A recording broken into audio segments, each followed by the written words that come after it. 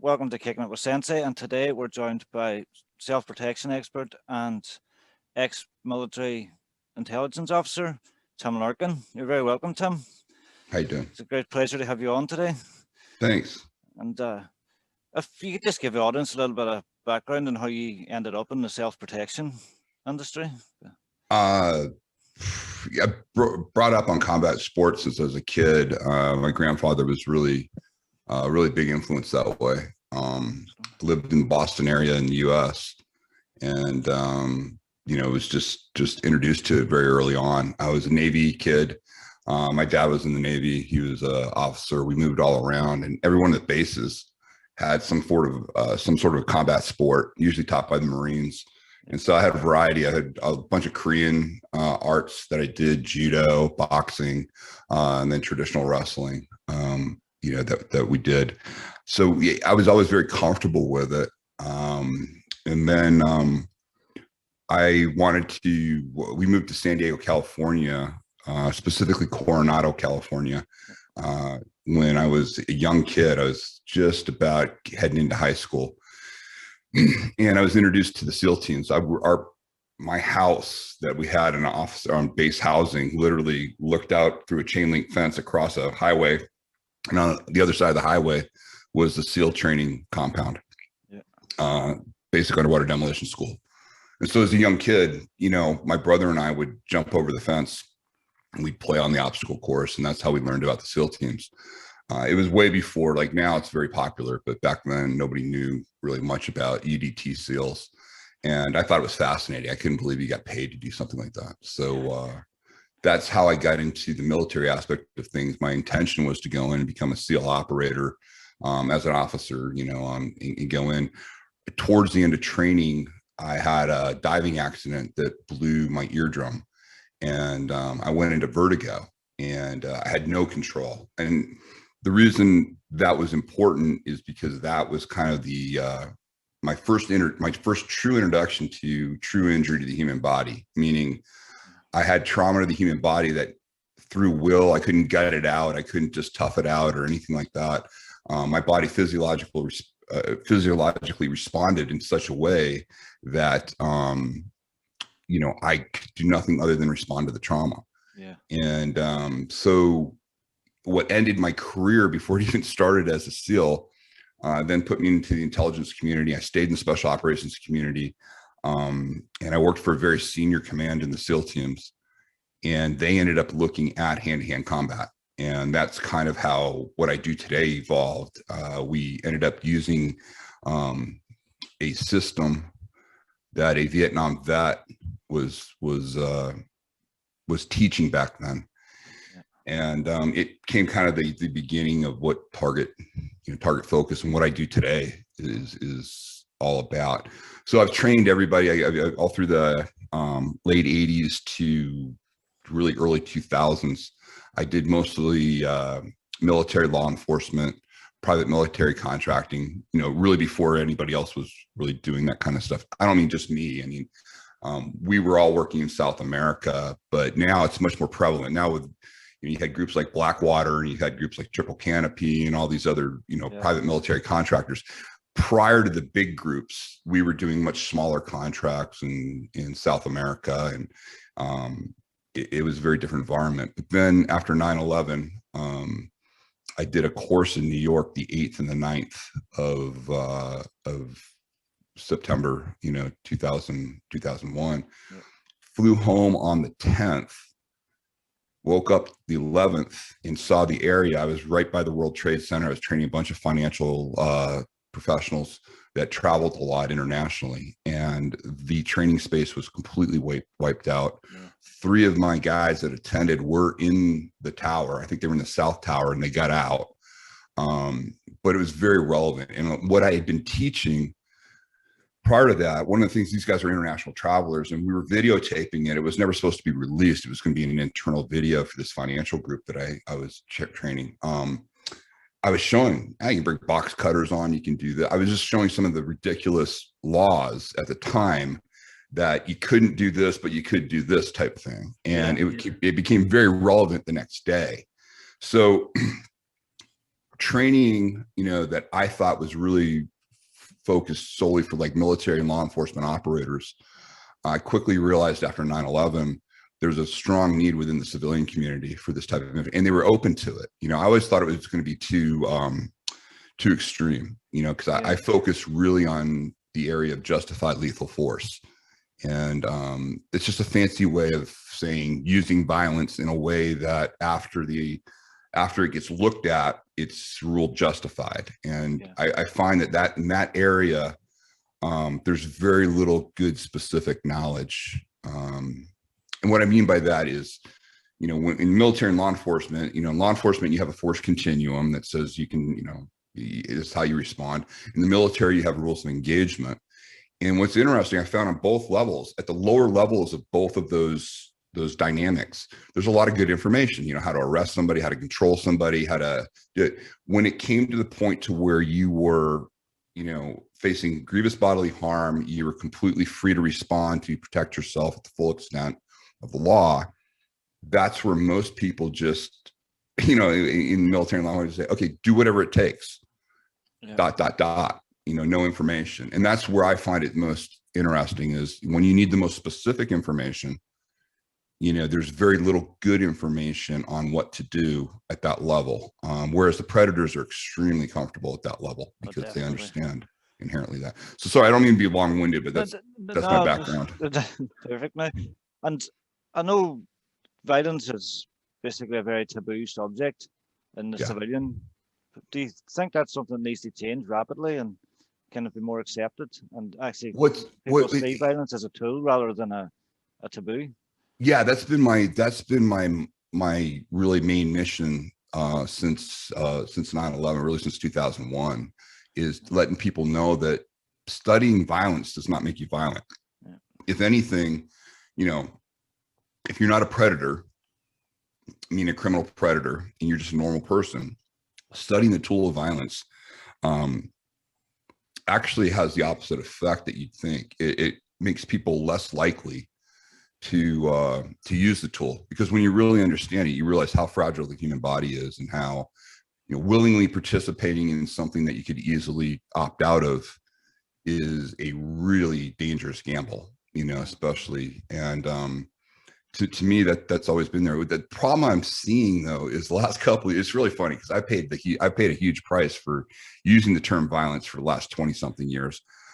Recently, it seems to become an acceptable buzzword in the industry. Everybody all of a sudden is talking violence, but they're not teaching violence. They're teaching whatever they were teaching before, and they're just showing it as violence. My goal is to really educate people on what violence looks like, give them understandable principles, and then introduce them to whatever are the most effective current methods, because your methods of training are always going to change, but you want to make sure you have rock solid principles. And so you want to make sure you're doing principle based training.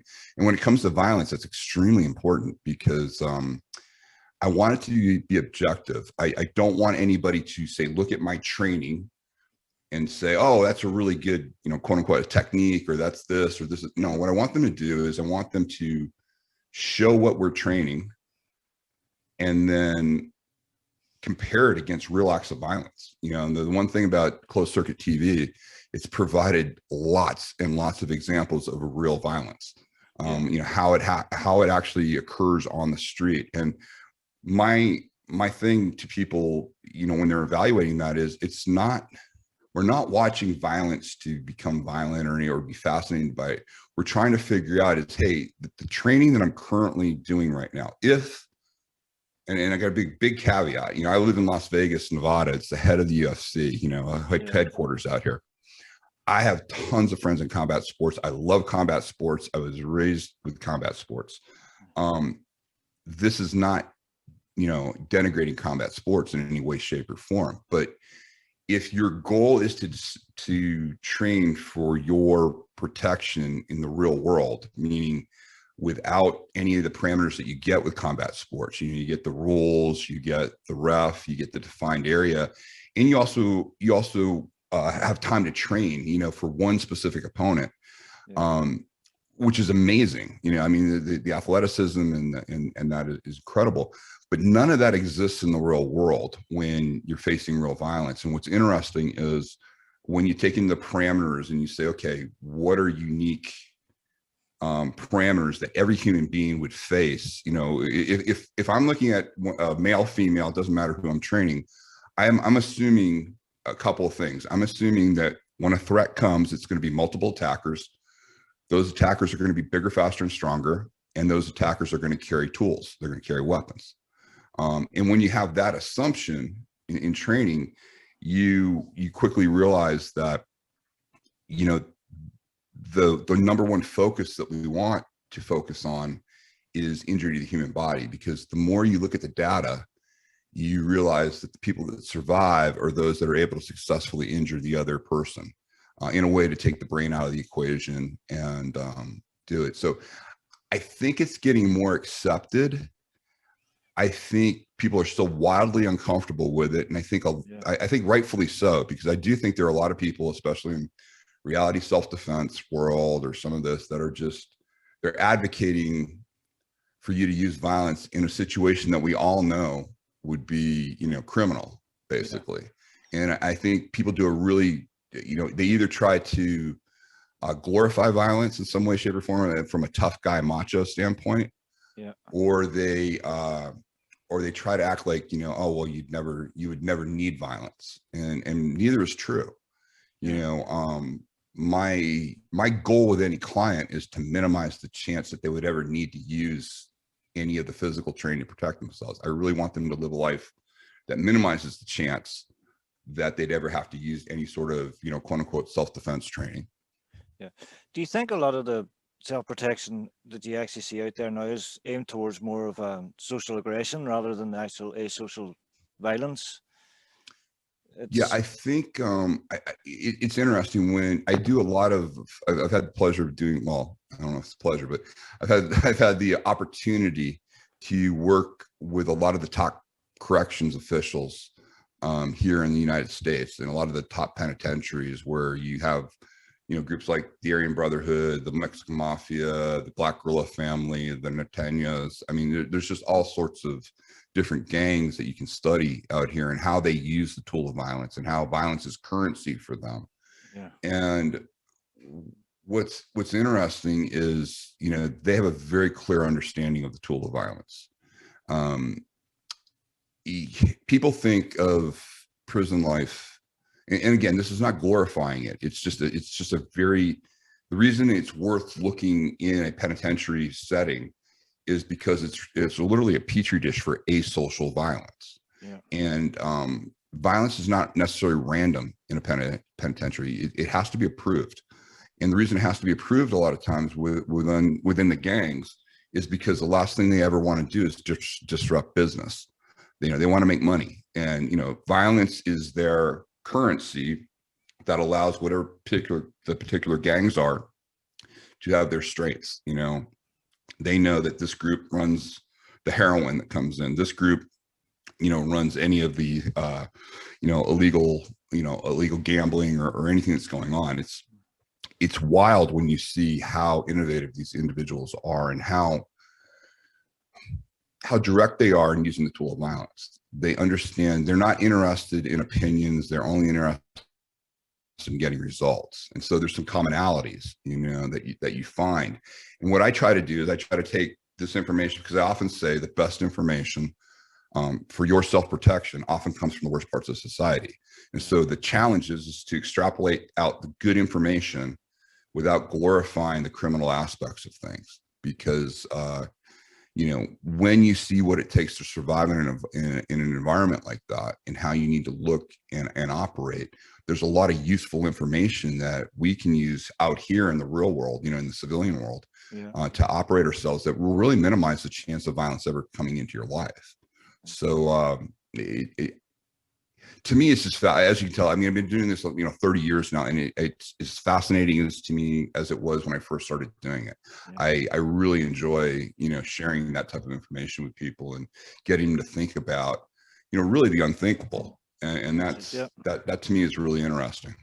Excellent. And could you explain the difference between social aggression and Yeah. asocial violence? Yeah, so there are two things I use, two terms that I use, like in my books and stuff like that. And it's actually very understandable, but the terms I use are antisocial aggression and then asocial violence. And really, it really comes down to if you choose, if you respond with violence, if you respond using the tool of violence, you have to ask yourself, okay, was this something that I had a choice in? And oftentimes what most people, it's funny, what draws most people into self-defense or martial arts or combat sports is usually some form of social aggression, meaning especially amongst males, they were somehow humiliated when they were a kid. They felt less than adequate. They felt threatened, and they wanted to learn how to protect themselves in an environment that really they had choice. They had choice whether or not to respond with violence, meaning it doesn't mean your ego doesn't get, the guy calls you a name or challenges you in some way, shape, or form, in a social setting. For some reason, they're just boisterous and they're very loud and they're very dismissive of you and, try to make you look bad in front of people. And then you play into that ego side of things and you allow that to get to you. And then you think you need to respond in kind or you need to escalate it a little bit more.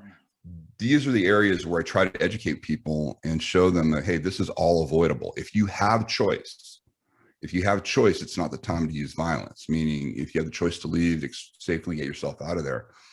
Where most people, and it's very funny, it's those environments, the ego environments of antisocial aggression are the ones most people want to talk about all the time. They want to talk about, I dealt, this guy did this to me and I was able to, I beat him up. Anybody that brags about using violence tells me they had a choice, because the people that truly survive real, asocial violence, where they're devoid of choice.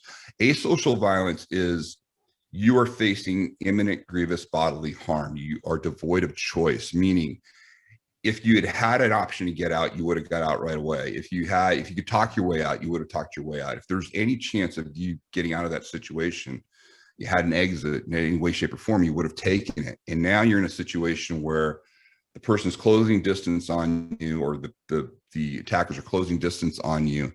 And if you do not understand how to use a tool of violence at that point, you're basically going to be participating in your own murder. And it's a very rare occasion, those parameters. And I think it's absolutely paramount for anybody in the industry as an instructor to clearly delineate that for their clients. Yeah. I see a lot of irresponsible training that's out there. I see a lot of scenario-based, quote unquote, scenario-based training where they're basically showing an antisocial event that you could easily just leave. Usually some of these scenarios start out with, okay, so you're at the bar or you're at the pub. And this is where, as soon as you hear that, dismiss it. Just get out of there, because that guy's going to get you he's going to get you in a fast track to jail. Yeah. Because he's showing you that something that you could easily walk out of. Now, I'm not saying that your ego's not going to get hurt or anything like that, but people have to understand that once you cross the physical plane and you put hands on people, you have no idea where it's going to end up. You may intend to only do X, Y, or Z to somebody. And I'm just going to use enough violence. I hear this all the time. Hey, Tim, I don't want to kill him, but what can I do for this? It's like, you don't know. You don't know what you're dealing with the other human being. You have no idea what their genetic makeup is. You have no idea, you might do something that, you might hit him to the solar plexus, and all things being equal, he should recover from that. And yet you had no idea that, he might look like, Schwarzenegger in his prime or something, but you hit him successfully to the solar plexus, and all of a sudden he's grabbing his heart. He's going in because now you've caused an arrhythmia because he has genetically bad, heart there, and now he's dead. He's down there. You had no intention of doing that, or you may just try to be, fend off something and just push a guy back, aggressively push him back. He falls over and hits his head in the concrete, and now he's dead. He's brain. I have many videos, unfortunately, and many articles, talking about just that. Two individuals getting into some sort of a shouting match, a shoving match. One pushes the other one, they brain themselves, and now the guy's facing a minimum manslaughter. The other person's dead. And so you have to, I think one of the main things you have to do as an instructor is really understand that, create for your client the threshold where this information would ever be needed or used. But I think you have to counter that with real training, meaning, people love when I talk about avoiding violence and how you live a life that minimizes the chance for violence. And I do absolutely believe that. My tagline that I'm kind of known for is violence is rarely the answer. That's the first part. Yes. What people don't like to talk about is the second part. And the second part of that statement is, but when it is, it's the only answer. Yeah. And that's the part I find fascinating, and that's why I like to look at the idea of, okay, if you have to use violence, what are the principles? What are the overriding principles? How do you start, dissecting that? And then how do you train, for that type of information? What's the most effective methods you can use? And to me, that's a very challenging and fascinating approach to the subject. Excellent. And do you think it's more important to learn techniques or targets for actually self-protection? Well, I think what you want to do is you want to learn what gets the result. And I think I can go back, just for the heck of it, I can go back to the penitentiary system and go back to the prison gangs. I think it's really interesting that the top prison gangs, I have these videos where I have a leader from the Mexican Mafia, a leader from the Aryan Brotherhood. I have another one I'm trying to get from Black Guerrilla family because they say the same thing, but I haven't been approved to use it yet. Yeah. In a public setting. But what's very interesting is the consistency of each one of them. They all talk about violence. They all talk about how they prepare and how they control things. And violence, the successful use of the tool of violence is one of their, it is the currency that gets everything else done. But what's interesting is one of the subjects that they both train in is anatomy of the human body. And what they want to do is they found that oftentimes if they're commissioned to say assassinate somebody, take somebody out in prison, they get paid for that. They can't afford to get it wrong. They may only have one chance to do it. And they had a situation, I know the Aryan brothers had something happen, I believe it was in the late 80s, early 90s. And they had a chance to take somebody out that they were paid to take this person out within prison, and they failed. The CERT team, the prison SWAT team, got there before the guy died, and it was because of inaccurate targeting.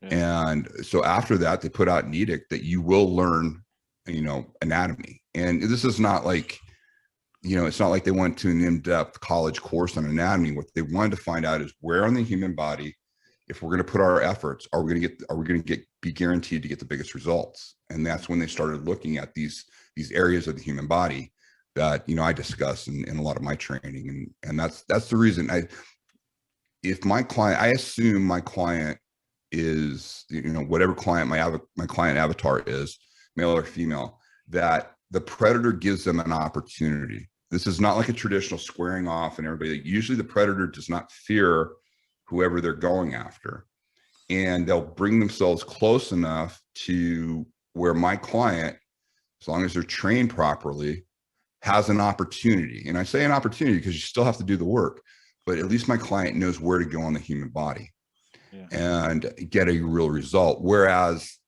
maybe you'd hit something on the human body because it looks like aggressive or it might hurt them, and you don't get a real result. And that was your one chance, and so that's why learning how trauma affects the human body and what areas of the human body can get those type of results is really important. And, the threshold is, I think people confuse pain with injury.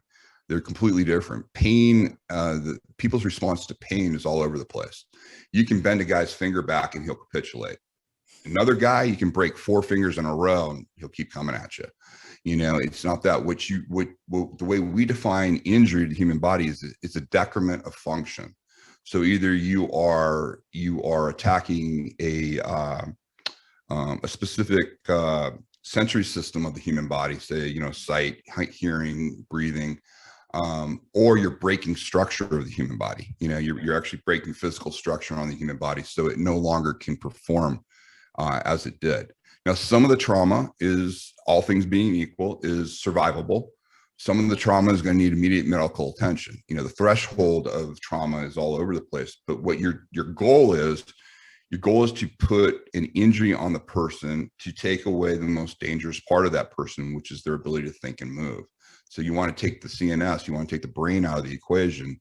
And so you need to produce an injury that has enough of a threshold to override the brain. And we've all experienced it. If you touch a hot surface, your hand automatically comes off the stove. You don't consciously think, oh, hey, my hand is burning, I better get it off the stove, because that's too slow of a reaction. Yeah. Your body has within the afferent nervous system a reaction to pull the injured area away without involving the brain. And that's essentially what you want to do. You want to create injuries in the human body that take the brain out of the equation. The body's trying to protect itself by responding to the trauma. And the brain, no matter what the guy wants to do or would like to do, they no longer control their body, as long as you keep putting systemic injury on them. It's a very simple concept to understand. But I don't want to give the impression to anybody like these are magic touch points on the human body that you just merely have to, touch and you get a big result. It takes work. Meaning you have to put body weight into it. You have to know how to use the tools of your body, or, any improvised tools you have. And you have to understand where exactly to put that information. It's not pinpoint accuracy. It's definitely achievable. There are many examples of that, but I find that a lot of times people don't want to take the time to lay down the accuracy and correctness first. Excellent. And what do you think the biggest issue you come across when teaching someone self-protection for the first time? I'm sorry, what was the first part of that? What do you think the biggest issue is with people when they first step into learning self-protection? I think most people, and this took me a long time to figure out. One of my friends in the industry, Tony Blauer, had an interesting exchange with a woman on a flight one time. And I've always, when he shared this story with me, I said, I get it. That's exactly what my clients are doing. And I give Tony credit just because, I like the way it was put, it's very understandable. And so what happened was this woman's, engagement was he'd been training nonstop. I think he was taking a red eye back somewhere, and he was just exhausted. And he's sitting in his seat, and a woman leans over to him. And she just starts gabbing away, talking to him. She's very chatty. And at one point he goes, yeah, Tim, at one point I made the mistake of saying, well, I teach self-defense. And he said, she just opened up right there. Oh my God, I've always wanted to learn self-defense, blah, blah. And he was just irritated because he really didn't want to talk. And he wasn't being a jerk, but he came back to her and he said, no, you don't. And she's, she kind of took her abrupt and said, well, what do you, oh yeah, I did. He goes, no. He said, if you really wanted to learn self-defense, if you really wanted to learn, what you're saying is martial arts, he said, you'd be doing it now. Nothing could stop you. You'd want to do it. He goes, you'd be like me. You'd be like somebody who really likes the industry and just, I want to take it as far as I can. And it's there. Yeah. He said, what I think you mean is you would like to learn how to live a life that minimizes the chance you need self-defense. Yeah. And that really, once I understood that difference in my clients, because that's exactly what my civilian clients, for the most part, and rightfully so, it's a great way to live. I want to live a life where I minimize the chance where I'd ever need to use this information, because no matter what people tell you, you don't want to use violence. You don't want to, listen, you use violence to survive, and that's it. And the results are ugly. And there's, what you have to do to another human being to survive a true asocial situation that we're talking about is, really horrific. Yeah. At times you have to, oftentimes you irreparably damage them for the rest of their life. And you have to, it's a very high threshold that needs to be met before you'd ever do that. But I think that's the biggest misunderstanding, is people either have fantasies about what they want. They want to learn how to, quote unquote, kick ass and be a good bar fighter. Some ego fantasies that they want, or the opposite is, oh, I can't do anything. I'm too weak. I'm too this, I'm too that, which is really funny, because whatever they say is their reason for not training, like I have a bad knee or have this, it makes you that more attractive as a potential victim to the predator. So you don't get a pass because you have, you're overweight, or you're not athletic, or you're small, or if anything else, it makes you more likely. And what's interesting is when you can show people that, hey, it's not about bigger, faster, stronger. Those absolutely are important in combat sports, absolutely. But what's really important is knowing how to injure another human being and looking at not the differences in us, meaning my goal is to take a woman, and before she'd look at somebody like me, I'm a fairly large individual. I work out. I've got the tattoos. I've got the whole look, basically. And, before she'd probably focus, oh my God, he's so much bigger than me, so much stronger than me, blah, blah. After I take her through training, I want her to sit there and go, oh, look, he has a neck like me. Oh, there's his knee. Oh, there's the, you talk about the similarities, because there are areas of the human body that nobody can take trauma. No matter how much you work out, these areas are not any more hardened than any other area. And if you know how to exploit that, you can do it to anybody. And it's a very different approach to the subject matter than how it's mostly traditionally taught.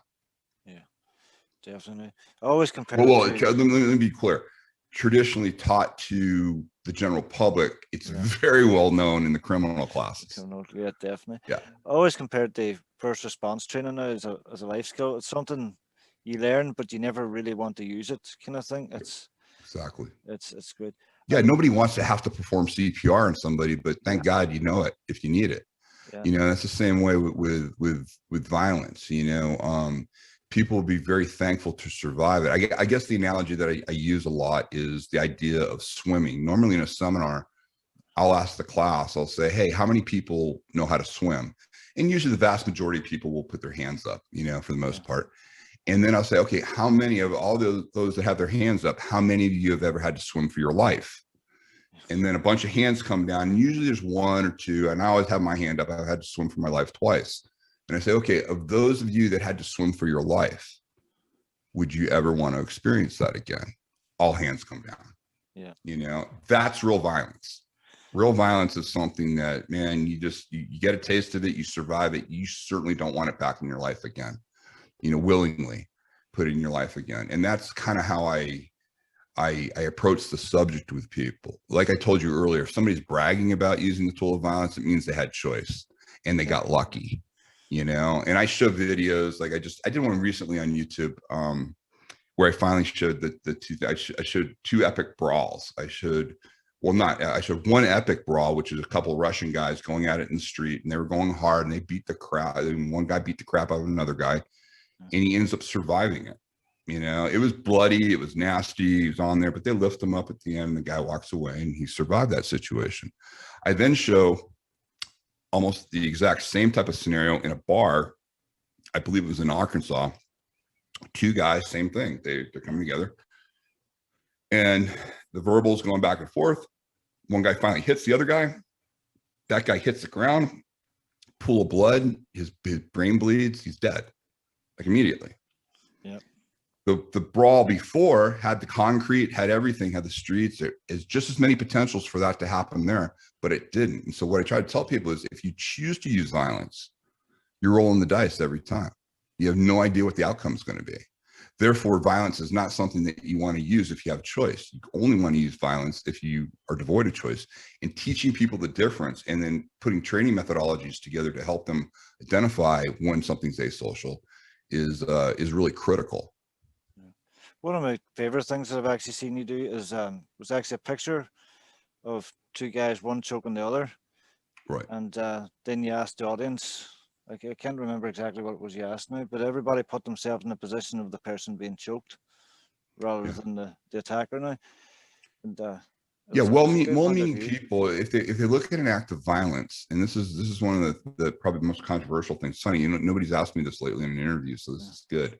I would challenge your audience for the next 30 days, when you see an act of violence, that you ignore the victim. You try to, what most people do is they will look at an act of violence and they'll look at the victim side and they'll try to say, how could the victim have got out of this situation? There's no good information there for you. And what I mean by that is you're training your brain incorrectly. You're training your brain to respond to things that are being done rather than you being the one successfully using the tool.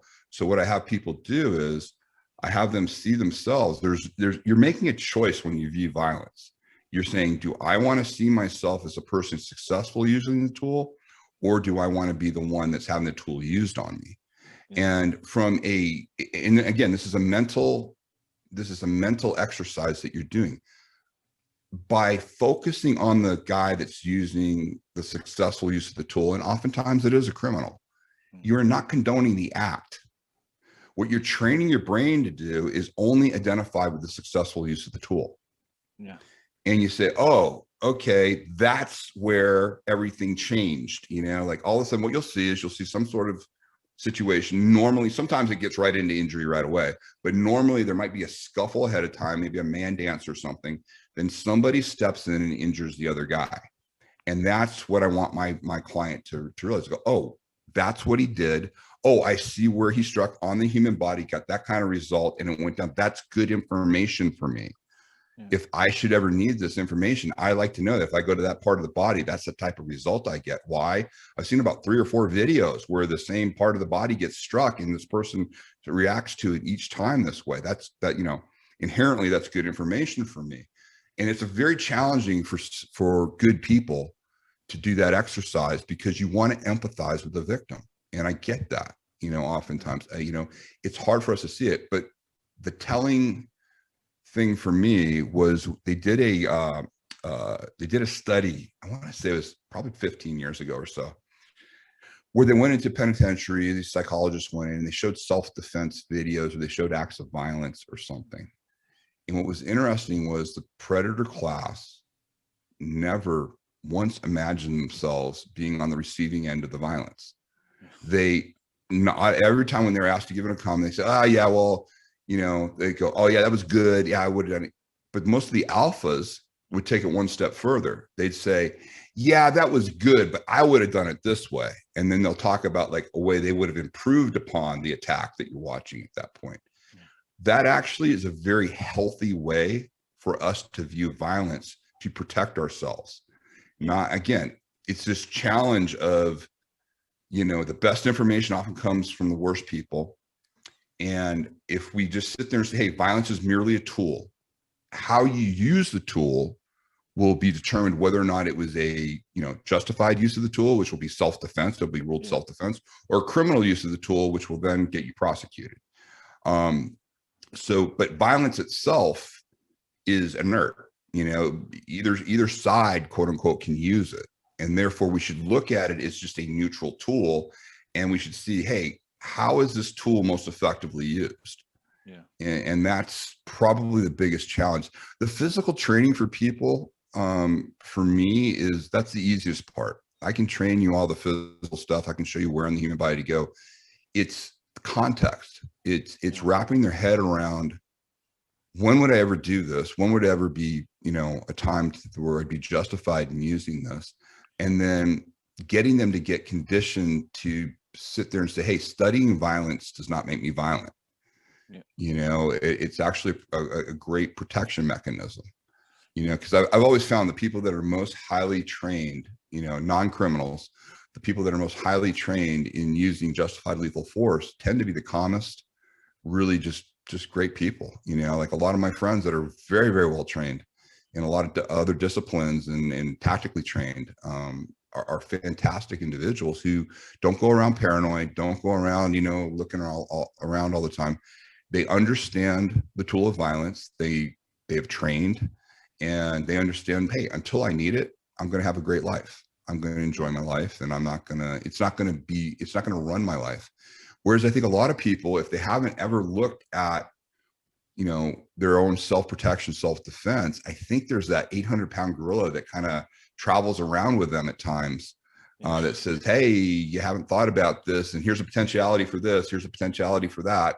You walk in, you see that kind of sketchy guy in the parking lot, or and you realize, what people do when you act like that and you have that innate fear, it's usually because you don't have anything in the toolbox. Yeah. It's usually because you haven't looked at this problem before, that you haven't understood violence. And had you understood it, maybe that sketchy guy that went into the elevator, you would have just let him go.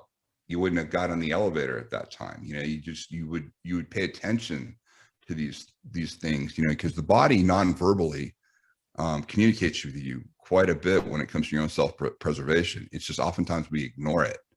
We think we're being rude. We think we're being socially awkward or something like that. And we're not realizing your body's screaming at you like, hey, something's wrong here.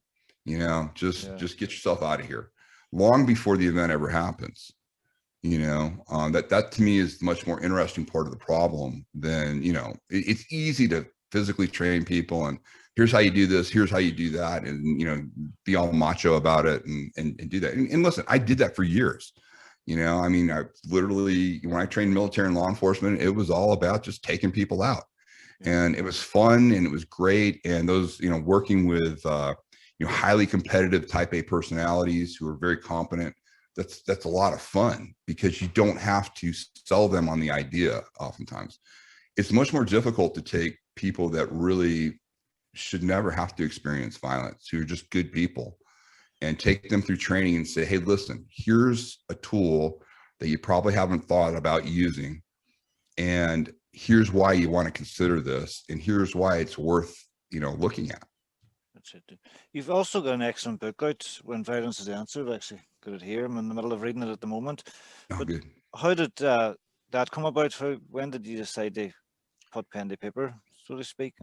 That that's really the book I had wanted to write for quite some time.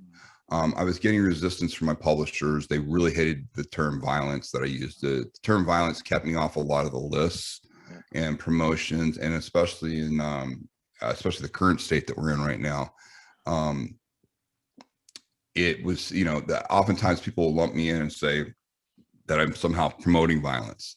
And anybody that knows me and knows my writings and how I am, I'm the last person to do that. I'm the one that wants to clearly define it, show you when it would ever be acceptable, and then, you know, make sure that you just, you know, avoid the avoidable. And just all the stuff that normally upsets society is the first stuff that I will sit there and say, I absolutely agree, you know. And yet, you know, like I said, you know, I gave you the example of, like, you know, training at the, you know, the bar, or this guy insults my wife, and so we're going to do the, you know, like literally their instructors say, okay, this guy insults your wife, does this, pours the drink, and then you do this. And it's like, you know, what people don't understand is when you choose to respond with violence, you no longer are using self-defense. Yeah. You know, the courts look at you, just about universally, the courts look at you as a willing participant. You know, and so therefore, you know, your status legally is really, really sketchy at that point, you know. And yet there are a lot of instructors out there that just, you know, I guess because that's the way they were taught. They do. I show this clip of the former heavyweight champ Bas Rutten, who's a great guy, a fantastic commentator and very, very funny. And I show a clip from one of his self-defense videos to people, and it's him at a bar, and, you know, it's basically him doing just really outrageous stuff. I mean, very effective. Don't get me wrong. Like what he shows would work really, really well. It's just the reason people are taken aback by it and laugh when I show that video is because they know if they really did that, you know, in the real world, that's criminal. You know, it's a fast track into the criminal situation. What was really interesting, though, is a couple of years later, after I first started showing that video, I heard him in an interview, and I forgot what podcast it was. I'm pretty sure it was a podcast interview. And it was really interesting. He was talking about a time, I believe he was either in Amsterdam or Copenhagen, and he's at a bar, and he went out back with two guys. I think they were North Africans, and he got into it with both of them, left them both unconscious and very bloody. He was covered in blood, and he talks about spending a terror-filled night in his hotel room just waiting for the police to come to him because he thought for sure he'd killed them. And he knew in his head it wasn't justified.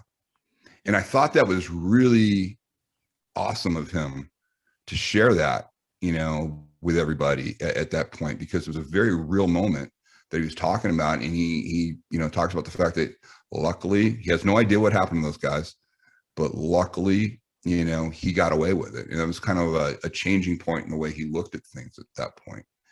So I give that juxtaposition of, okay, here's the hardcore training, without context. And then here's what happened to him in real life. Yeah. When he did something kind of similar, and that's how he dealt it. And so I try to educate people that way to say, listen, what I show you will work really good in a bar fight. Trust me, it'll work fantastic. I may have even known some people that used it, back in the day. But, do you really understand what you're saying when you're saying that? Do you really understand the ramifications of willingly participating in something that you had choice to not participate in? I've seen bar fights going very badly wrong now. I've actually got a cousin a few years back and just got punched in the back of the head, and next thing he was in intensive care for a few weeks and has permanent brain damage now. But it was just over one punch, and the guy ended up with a lot of legal ramifications afterwards. And right, but it's life changing. And oh yeah, absolutely. And that's what I've had with most people. Like, they talk about it. And what's interesting is when people say, well, what if it just happens to me, and I say to people, I go, listen, it absolutely does. There are those occasions where it just is that random act of violence, and it's there. But oftentimes I talk to people, and what they'll say is, okay, yeah, I was at that bar or that pub, and I was in there, and I knew things were getting kind of rough. I knew that the tenor was changing. I could see kind of the crowd was changing. The alcohol consumption had gotten to a certain level. I even felt a little bit uncomfortable with the thing, but I still stayed there. Yeah. I still did in there. Whereas what I try to train people, and this is what when people get back to me and they say, after going through training, they'll say to me or reading my book, and they'll say, hey, Tim, thanks so much. The other night I was at wherever, things got to this point. The old me would have either responded or stayed. But after reading your book or after going through the training, I got myself out of there, and it was great. I knew, hey, this is a good time for me to exit. And so I don't potentially have to deal with any of this kind of stuff. And it's funny. It's people oftentimes focus, and I find women do this oftentimes. They focus on the way they think the world should be, rather than the way the world is. And I tell people all the time, I said, yeah, I wish the world was a certain way. Yeah, people shouldn't use violence on each other. Yes, a woman should be able to run at night with earbuds on, at 10:30 at night and not be assaulted. But, just like the reason we have locks on our doors, we shouldn't have to lock our doors. People shouldn't steal from us. Yet we all do that. There's just practicalities of the real world and living in the world the way it is rather than the way we wish it was. It's just very dangerous to be like that, to live in without really understanding the reality of how things are. Yeah. I've always found women are a lot more situationally aware when it comes to violence compared to men. Yeah. I don't know what it is now, but I'm in teaching classes, I guess myself, I've always found men they never seem to come across these situations where women come across them a lot more often. They're a lot more aware of what's going on around them. Yeah, women are far more in tune for the most part. And again, it's a generalization, but women are far more in tune to nonverbal, the way people conduct themselves, hold themselves, do that. I think a lot of it has to do with the male environments. We grow up, and we sometimes use, here in the US, we call it locker room mentality. Yeah. We use violence to communicate with each other, not lethal violence, but we'll push each other, we'll knock each other, we'll get in each other's faces, we'll do things. It's a social situation of using violence. And I think that's where a lot of the confusion comes in with men, is we confuse, hey, is this social? Is this you trying to run me off the territory and be the alpha, or is this the real deal? Yeah. And whereas women, when they experience violence, it's the real thing. People put hands on women, it's because they intend to do harm, they intend to assault or something. Whereas that's not always the case with men. When we put hands on each other, sometimes it's just a very crass way of communicating with each other. So I, no, I absolutely agree with you. I find women much easier to train for the most part. I do find that a lot of women, though, especially in the U.S., um, they're far more susceptible to use how to say it, to use verbal violence. They'll get far more into, especially in cars, they get very aggressive at times, and they'll just lose it at times. They'll use gestures and get very vocal and get right in people's faces sometimes because they don't think there's a potentiality for violence. And then all of a sudden they realize, oh, I've run up against the wrong person here. This person has no problem using violence. And there are many men in their cultures that have no problem hitting women, and striking women and doing stuff like that. And oftentimes there's just really easily avoidable, horrible outcomes because, the other person didn't understand that.